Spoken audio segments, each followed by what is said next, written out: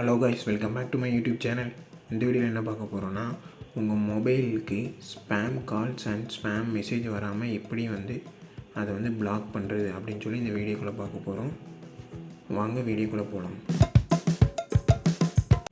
உங்கள் மொபைலில் மெசேஜ் ஆப்பை ஓப்பன் பண்ணிக்கோங்க.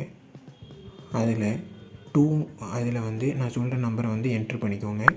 1909 அப்படின்னு என்ட்ரு பண்ணிக்கோங்க. கீழே டெஸ்ட் மெசேஜ் அதில் ஃபுல்லி பிளாக் அப்படின்னு சொல்லி கேப்ஸில் டைப் பண்ணிக்கோங்க.